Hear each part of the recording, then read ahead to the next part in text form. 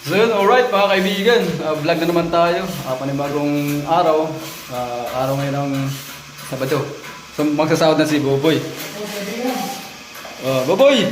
Shout out!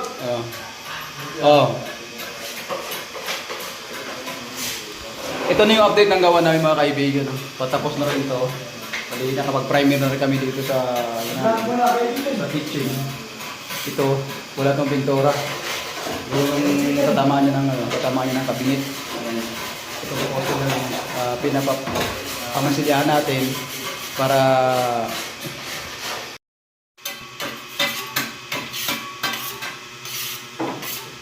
yun. Ang daming mga talsik ng mga semento. Hindi ko maiiwasan kasi mga kaibigan ay yung taas kasi ay pinapapagawa ko pa ako sa taas, no, mga kaibigan. Kaya ganun, pag dumalan sila rito, lalo na dito sa may taas na to, dito, ayan, masikip yan, masikip yung dara namin dito, kaya maraming dumi sa pintura. Pero bago man natin matanggal yung nakahambalang dito na ano natin, no, andam yun na yan. Tapusin muna natin yung taas na yan dito sa taas ng mga kaibigan. Tapos ito, ano rin natin to, i-primer natin ulit to para matakpan natin yung mga dumi ng mga kaibigan. So ito na yung uli yung progreso na ginagawa namin dito sa sa 13, no. Ito kasi 13 kabito mga kaibigan.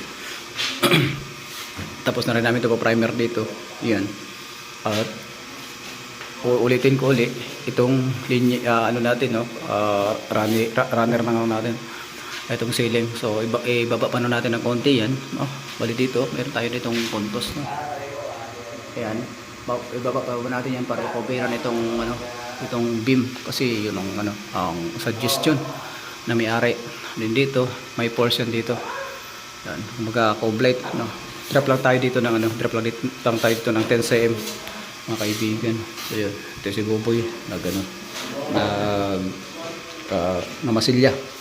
So yun, ito walang masilya kasi takpan nito ng kabinet. Ito lang yung poste.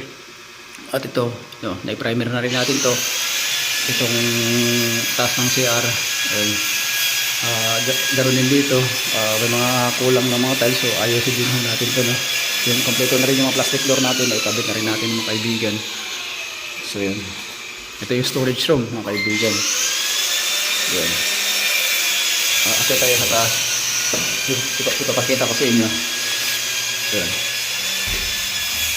Kaya ito madumi dahil masikip yung dinadaanan natin dito mga kaibigan. Yan. Ito naman yung progreso dito. Shout out Kuya Charlie. Makikita na naman sa YouTube channel Stoneworks TV si Kuya Charlie, taga Carissa. So siya mo yung pinapapabanat ko rito sa ceiling para i-primer natin tong kisame.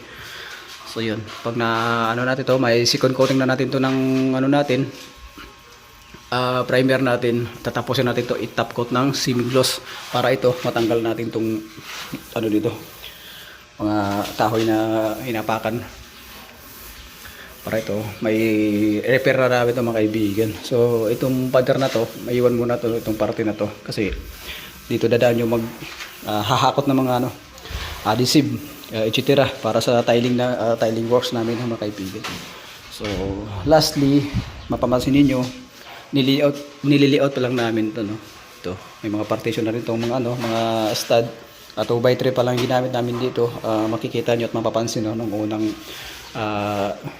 ginagawa namin to. Ayun, stud. Ayun, kita pa sa baba. Yan. So yun. So matatakpan din siya ng ng tiles mga kaibigan. Cover pa rin siya ng tiles. May pinto tayo, no, na 80, 80, 80. Tatlong 80 yung pinto natin ikakabit diyan. Yun. At ito medyo malinis na rin dito tingnan kasi na pinturahan na rin namin to. So yun. Si Paring Bert. Siya yung pinapapatira ko rito. Si Paring Bert. Yun. Atong CR na to mga kaibigan, hindi mo natin gagalawin to kasi naka full ceiling yung natin dito. Itong tawag rito, itong tiles na. Kaya walang problema na ito mga kaibigan. So yun, naikabit na rin natin itong itong plastic door, plastic natin, jam. Naka waterproofing na rin to mga kaibigan. Yan. And speaking of waterproofing, inulit ho namin to pag waterproofing mga kaibigan dahil nung tinisting ko to, tumagas yung baba dito. Ang ginawa ko dito, pinatuyo ko muna siya, no. Pinatuyo ko muna siya ng 2 araw. No, pagtuyo, nilagyan ko siya ng epoxy. Yan. May epoxy na to, uli natin to, no. Titirahin uli natin to ng waterproofing.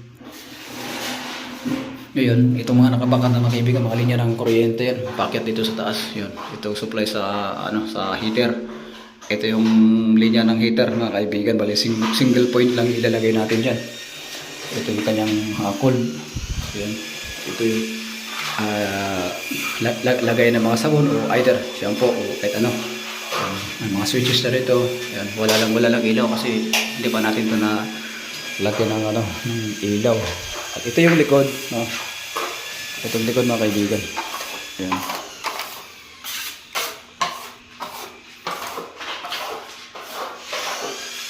Di ba Bert, nakasubscribe ka sa YouTube channel ko? No? Subscribe mo pa para makita si Stoneworks TV. So makikita si parang Bert sa YouTube channel ni Stoneworks TV, mga kaibigan. So yun. Time check muna tayo para malapit na yung break time natin.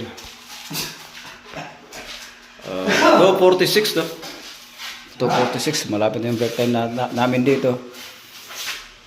Yun. Kukunti-kunti lang talagang kembot mga kaibigan, matatapos na yung taas na. Tiling works lang talaga yung yung pinakakulang pa talaga rito. Paulo natin yung mga simbol ng mga pinto natin dito mga kaibigan. So yun.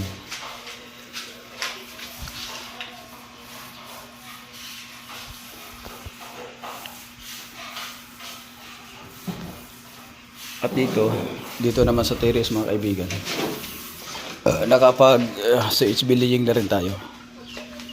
Ito. Yan, nakapag asinta na tayo at nakapagpalitada na rin.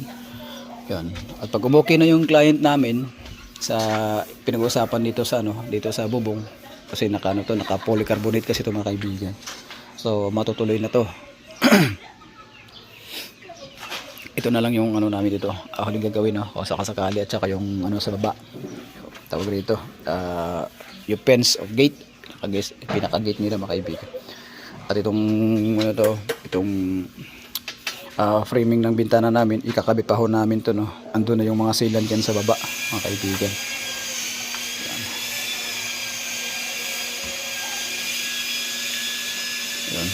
At sa mga susunod pang mga araw mga kaibigan, bali update ko naman kayo, no, para sa susunod na videos na naman natin. Dahil ito mga kaibigan, no, siguro matatapos ito mga almost mga 3 weeks pa siguro ito bago matapos mga kaibigan. At sa baba na lang yung problema namin, kagaya ng sinabi ko,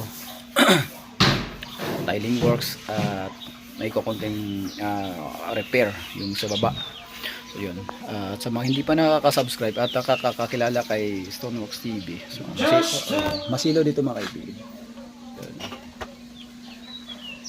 Inanyayahan ko kayo, subscribe yung YouTube channel ni Stoneworks TV sa ganun.